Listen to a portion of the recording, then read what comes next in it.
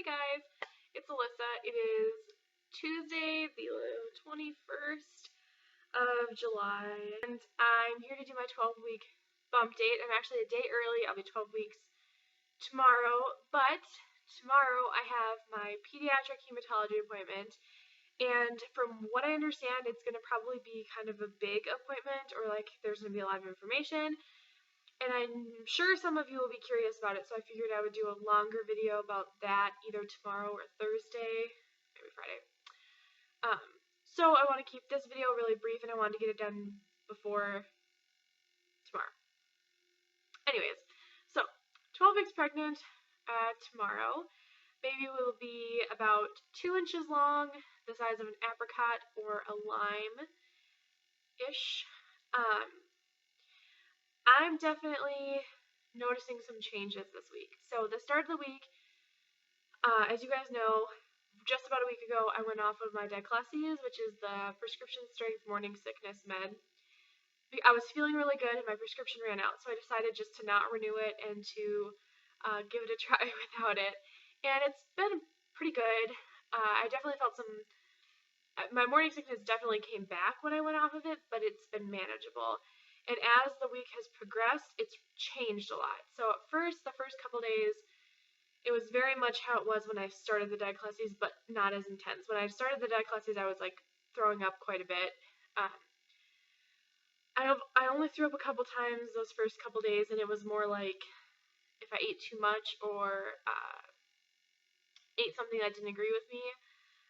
But as the week's gone on, it's gotten better. I haven't thrown up in a few days. I have gagged and like dry heaved, but I haven't actually lost anything, which is good. But I have noticed I've had a lot more aversions than I did on the diclofenac, which it's been okay though, because the foods that have sounded good have been a lot healthier. My heartburn from the start of the week, I was still having some heartburn, to now I'm having a ton of heartburn. Generally, the heartburn and the nausea are the worst in the afternoon and evening. I'm not really eating dinner. I've only really been eating one meal a day, and then like raspberries and crackers all day. I've also noticed over the last week the need to pee is increasing, which tells me baby is still pretty low in my pelvis, but all the apps say in the next week or two baby should come up out of the pelvis and that should get better. But I'm getting up 3 times a night to pee, which is kind of funny. I'm also trying really hard to keep my fluids up, so I'm sure that's part of it. But the one symptom that's new that actually gave me a little bit of worry is I've started to have lower back pain. So from what I've Googled, which I know I probably shouldn't have Googled, it's posterior pelvic pain. It's my low back between my hips. And I actually have an old injury. When I was 11, I was bucked off of a horse, and I landed on that part of my back. Never saw anyone about it. I've never been to a chiropractor. I probably should. But it just naturally flares up once in a while if I've like had really bad posture or something. So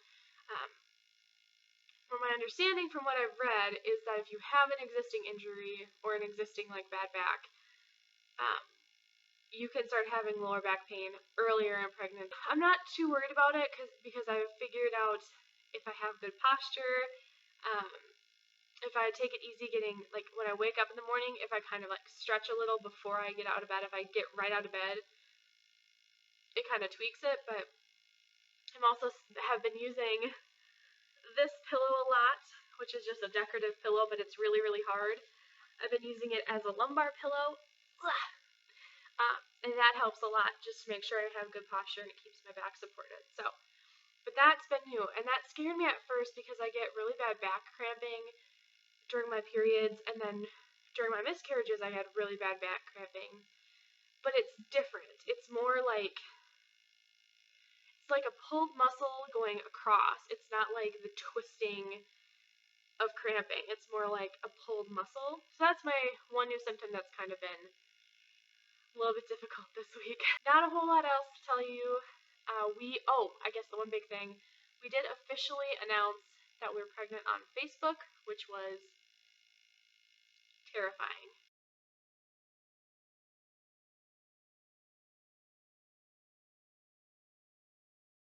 It was really weird to put it out there, like, in that context, like, not, you know, oh, we're pregnant and we lost it, but, like, we're pregnant and we're expecting a baby. It was really strange, but, it felt good, but it was very much, like, my heart was in my throat and my stomach was in my butt, like, that kind of feeling where you're, like, because I just thought, like, now if something happens, or, like, now there are all these people who are so excited for us, and I don't know, it was weird. And then I also was kind of, like, I was a little bit disappointed. This is gonna sound kind of selfish, but, so we put it on Facebook. Uh, we had already told, like, we had told both of our families, and a couple of our close friends.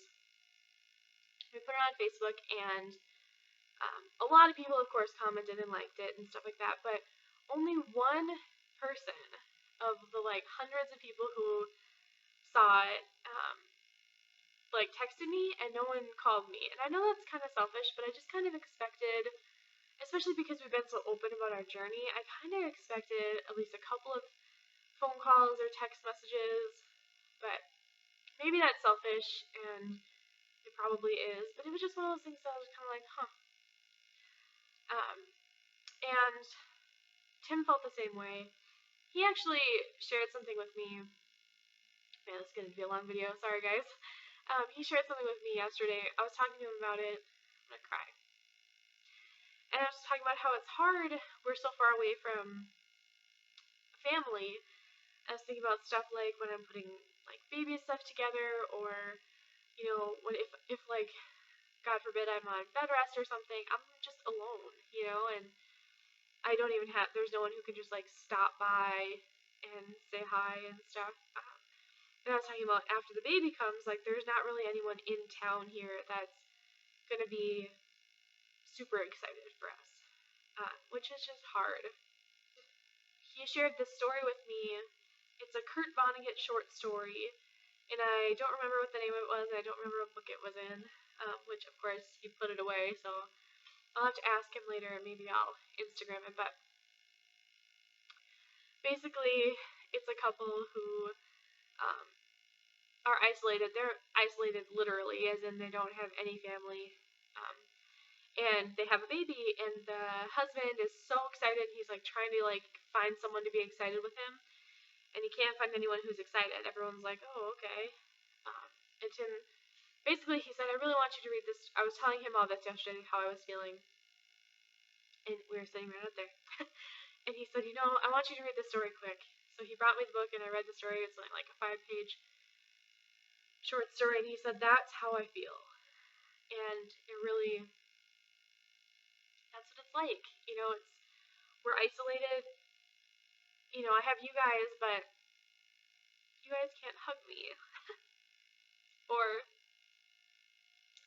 like, be here when I'm assembling baby stuff, or folding baby clothes, or whatever. So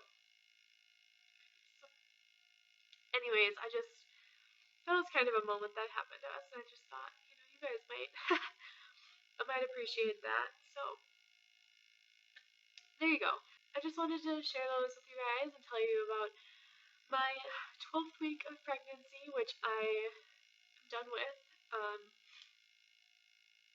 And yeah, I'm really excited to be moving into the second trimester. Some people say it's not for another week or two, but whatever, close enough. And I'm a week closer to going back to the doctor, which is exciting. I know that's kind of funny, but it's weird to be, like, 3 weeks away from